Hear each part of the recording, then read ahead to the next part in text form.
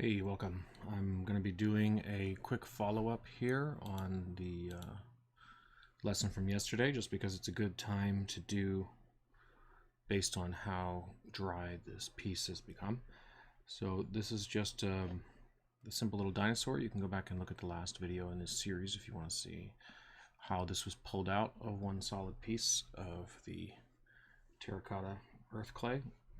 And speaking of that, you see the jar from yesterday, or put the old dry pieces in there, and a few of the dry clay that I had pulled out of the package that was too dry. And you can see that it's already really well reconstituted and softened up a bit again. So even the top bit that was really just too stiff to use and too dry to use is now perfect again. So always good to keep a jar around for this. And my other pieces are still safe in the bags and just fine. And they'll last like that for quite a long time if you get most of the air out. Okay, so what I wanted to show today is just a little bit of how you can fine-tune some of the shape now that it's sort of half air dried. And again, it's survived well and it dried well because I carved out the solid bit in the middle, because of course it'll dry from the outside in, and if it's really thick, the inside will be slightly bigger. It does shrink a tiny bit when it dries. It makes sense. The water disappears into vapor, and then the clay that's left over is solid and shrinks a bit. So if it's mixed with a thick layer of dry clay around wet clay, it will crack because the outside shrinks. It has nowhere to go. So it's good to hollow them out, either doing this pinch pot method or carving, like I said, with one of these loop tools. But now that it's sort of half air dry, there's a few things you can do with it. There's some nice techniques with pottery where you can, if you have metal tools, you can rub over top of something. It's called burnishing. And if you see, just doing a little bit like this, if I do a lot, you can actually turn kind of a rough surface into almost a very polished surface. Now, you don't necessarily want to do that everywhere, especially if you're going to be carving, but there's a few different techniques here now. So you can either use a brush or just your finger and get it a little wet. You can just carve it dry. So if you want to fine tune any areas, you can carve into them. You can also sand it really well with sandpaper, but it really just depends on what kind of final look you want to get. Maybe you want the tool mark everywhere, a little scratchy, or you just want to clean up these little bits that were hard to do while the clay was still wet. No matter what the case, it's actually normal and fine to do it this way. You don't have to feel bad. It's not cheating, as my high school pottery teacher used to say. Even if I wasn't so good at throwing pots, you know, he would get on my case for doing some carving and burnishing afterwards, but I thought it was okay. It made the pot nicer, and I was just learning, so what did I know? But anyway, you can do quite a bit with this. Just even one simple tool can fine-tune all this part around the eye. You got to be careful though, because if you do scratch too much, you will pull a piece away, and that'll be the end of that.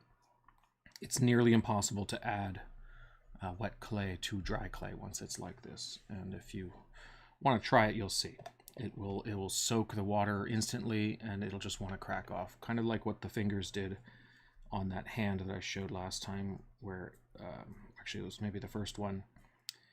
Once it's cracked off, like if I crack one of these horns off, I could maybe put them both in a kiln and glue it if they perfectly fit again.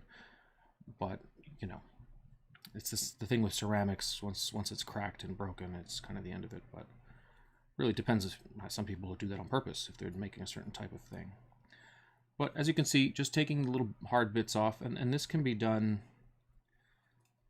It can be done later, but if you're going to do something like glaze and firing in a kiln, this is you know, something you want to do first. You want to definitely clean the surface as much as you want to before you glaze and before you fire.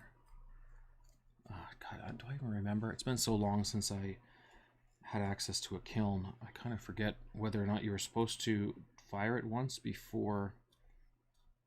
Yeah, and firing is the term, not baking, as I said last time. But firing is definitely what you want to do. I cannot remember if you have to do it once before you glaze or not, but whoever owns a kiln should know that, and I'm sure Google knows. So yeah, if you want to make little marks on the horns, make them look a little more like horns, just for fun. Just a little bit of tool mark on purpose, right? Not hard. I'm not planning it out. I'm just going for it. It's the thing about most times when you're doing textures or any kind of pattern on a surface, it's surprisingly easy. It's really not about, you know, making sure you get each stroke perfect every time. You don't.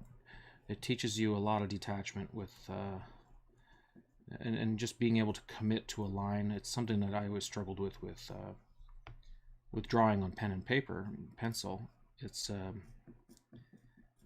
hard to do because you're you know, you want to make sure you get each line, or at least some people do when they're drawing.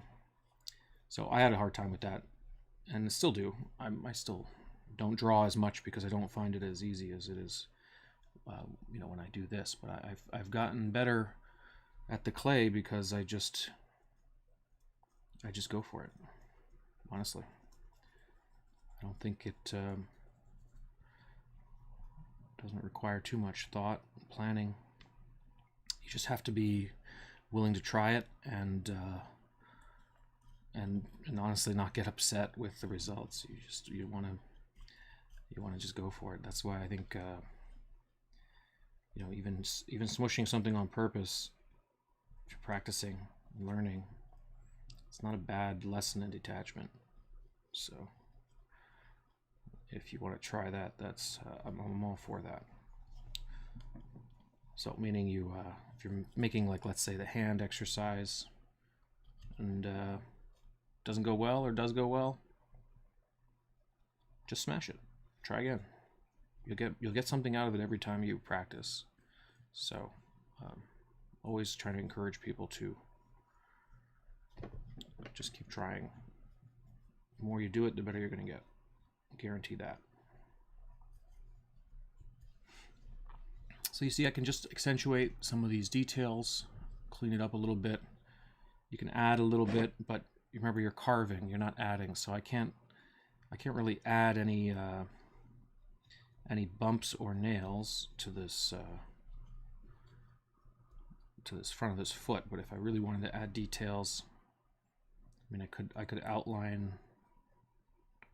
I mean, this is not an elephant foot, but you know, you could do something like that, press in. But again, it would take a long time, and you'd be risking shattering it each time you do that. So I would not recommend any kind of deep carving at this phase unless you're super confident and used to carving. The key with any of that is just to do it slowly and in small layers if you want to experiment with some carving like this. Like now, I'm just pressing very lightly. Now this is also this is one of these loop wire tools that I purposefully carved a few ridges into this with a file. So I made it scratchier essentially, so that when it carves these lines on purpose. I sort of wanted to have that tool marked stroked look. It's useful for patterns, and just it seems to be easier to carve into things with it. I don't know. I wanted to try it out. It's a certain type of tools have that already built into them. Sometimes you'll see these wire loops with another smaller wire wrapped around it just to get that sort of rough texture as it peels away. So yeah, this wasn't really perfectly balanced. I did it very quickly, and it's not 100% symmetrical, which is kind of the charm of it. I like that, you know, doing things by eye like that really help make something look alive and real. If you ever want to make it perfect, you can always measure with calipers and things like that, but that can be very tedious. And if you need it to be perfect, then yeah, sure, measure, of course. But if you want to train your eye, don't measure. Your ability to see shape and form is going to get better and better the more you just do it. So that's really just what I wanted to show, just some simple carving. I'm not going to make this one go too long. I'm going to try to do something quick every day to keep this series going. And then in between, I'm going to keep going with the other ones. Try to advance a few other projects that I've been meaning to do for years. Definitely got a nice, fun one in coming up after I get these this doll repair done. I'm pretty serious. I may not announce it yet because I kind of don't want to set myself up, but we'll see. I'm going to try to get it started, and I believe that I will as soon as I finish painting the other set. See, you can do a lot of fine-tuning just with some simple carving. You can use wooden tools for this too, even.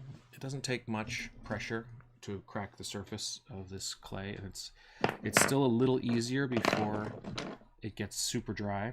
When it's considered bone dry, it gets even more, a little bit harder, a little more brittle. You'd see like the inside where it's a little wetter, it's darker still, and a little easier to carve. If I had done this maybe an hour or two after the last lesson, it would have been still what they call leather hard, where it has some give to it and a little easier to carve, but it can also crack very easily by handling it. So if you want to wait, it depends on how you prefer to do these kind of details, but you can see just a little bit of fun stuff there. Got a little more accents around the face, and a little more fine tune on the shapes. And he might be worth keeping. I don't know. I don't really keep a lot of these, but this one's kind of fun. I'm probably going to end up doing a lot though, so I only have so much shelf space here. I'm probably going to just put it back in and use the clay again. But yeah, like I said, if you really want to polish it down, you can do the burnishing before it gets to this dryness. I would suggest doing it maybe a few hours after just the initial sculpting. So there you go.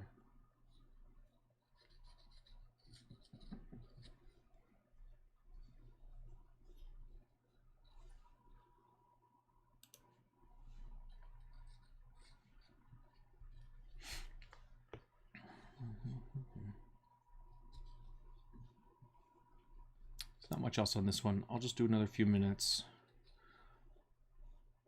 just to finish off this lesson so it's not so short.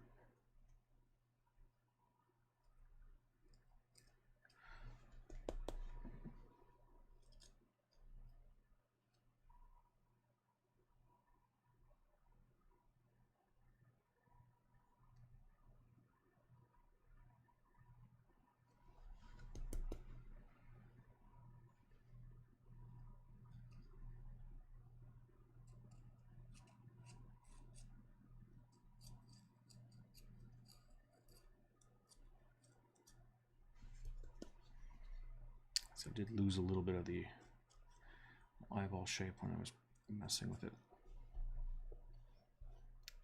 which is okay. Again, I'm not trying to make so much detail in one place and not enough in others. I didn't want to make it too much past a simple cartoon style little dinosaur here.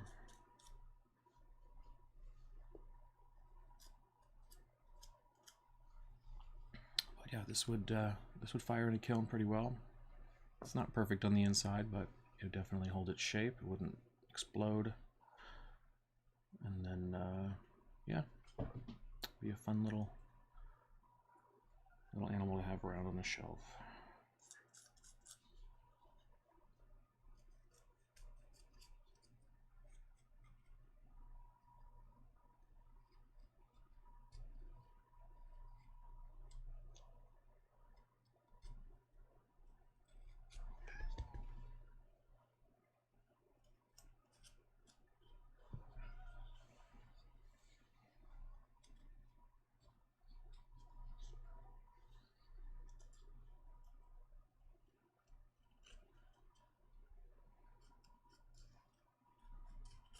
All right, that's about 15. I think we're good. So that's it for this one. Have fun. Good luck. Feel free to post images or questions.